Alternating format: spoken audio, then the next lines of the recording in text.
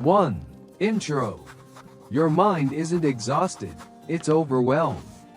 Not because life is too hard, but because your thoughts are too loud. We replay old conversations, imagine disaster, build entire worlds that never happened, and then wonder why we feel drained before the day even begins. But here's the uncomfortable truth the Stoics knew 2,000 years ago. Overthinking isn't a flaw, it's a signal.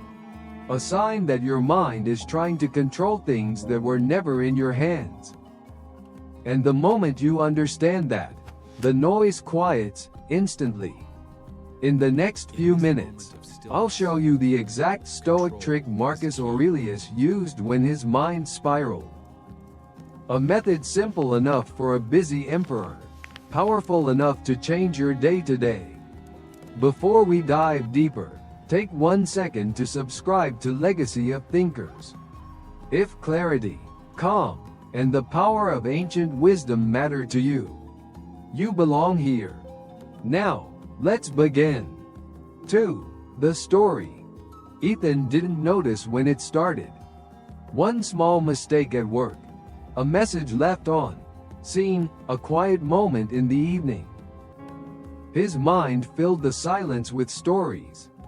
What if they're upset? What if I ruined everything? What if tomorrow goes wrong too? The thoughts piled up fast. A simple email became a threat. A pause in conversation felt like rejection. Every tiny moment carried the weight of a disaster he invented. And yet, across 2,000 years, Marcus Aurelius faced storms far greater: political betrayal, war, illness, unbearable pressure. But he didn't spiral. When his mind began to race, he'd pause, breathe, and ask himself a single question that cut through every fear. Is this something I can control, or something I'm only imagining? Ethan never asked that question. He just kept sinking, until the noise became his normal. 3. The problem. The real problem wasn't Ethan's job, his friends, or his future. It was the invisible loop inside his mind. A cycle where one small worry becomes a chain reaction. He didn't just think. He analyzed, predicted, replayed, and rewrote every moment, hoping he could avoid pain by imagining it first. But the more he tried to control outcomes in his head, the more powerless he felt in real life. Overthinking is a trick of the mind that feels like preparation, but works like a trap. Notifications, comparison, constant stimulation. They all feed the loop until a quiet mind becomes impossible. And the worst part? Overthinking disguises itself as responsibility. You feel like you're being careful, thoughtful, mature, when in reality, you're drowning in scenarios that never existed. Ethan wasn't fighting reality. He was fighting his own imagination. 4. The Stoic trick. Marcus Aurelius used one habit whenever his thoughts started to spiral.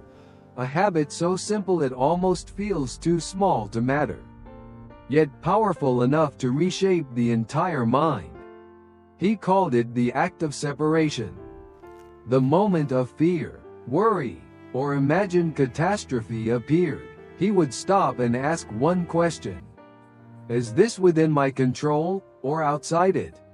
That single line created an instant divide in his mind. On one side, things he could act on, his choices, his responses, his character. On the other, everything else, other people's opinions, tomorrow's outcomes, the storms of life that no amount of thinking could prevent. Marcus refused to let his mind wander into the second category.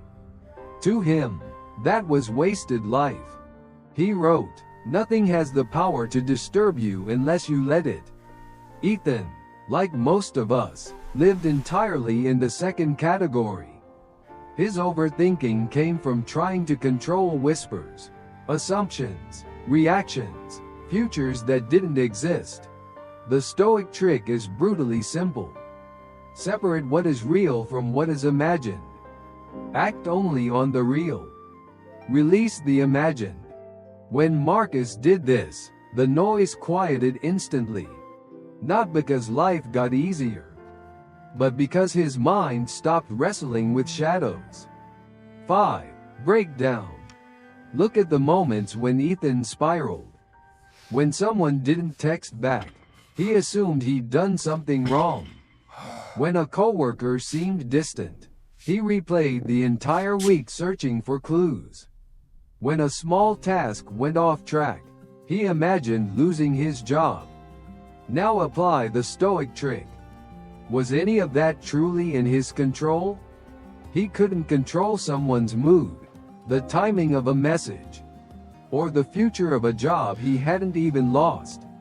All he could control was his response, his clarity, his next action, his own character. Take a common example. You fear someone is upset with you. Column 1. What you control: reaching out, asking directly, staying honest. Column 2. What you don't: their internal emotions, assumptions, or silence.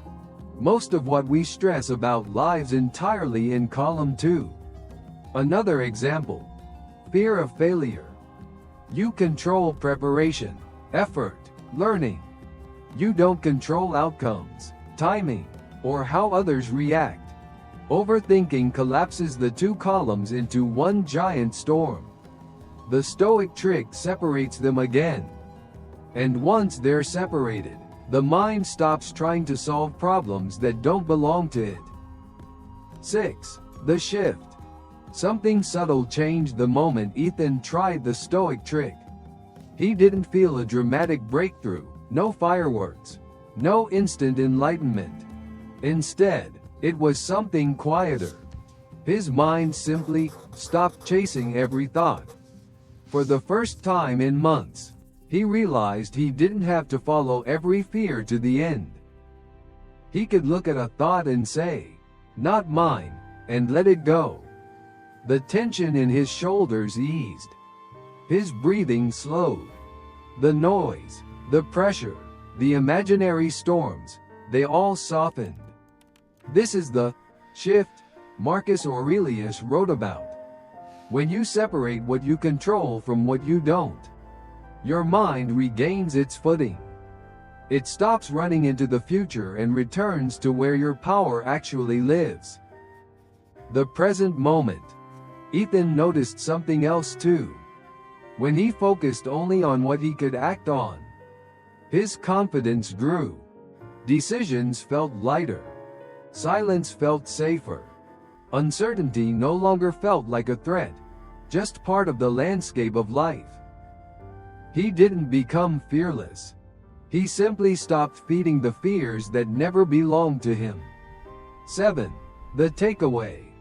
If you remember nothing else from this video, remember this. Your mind was not built to control the world.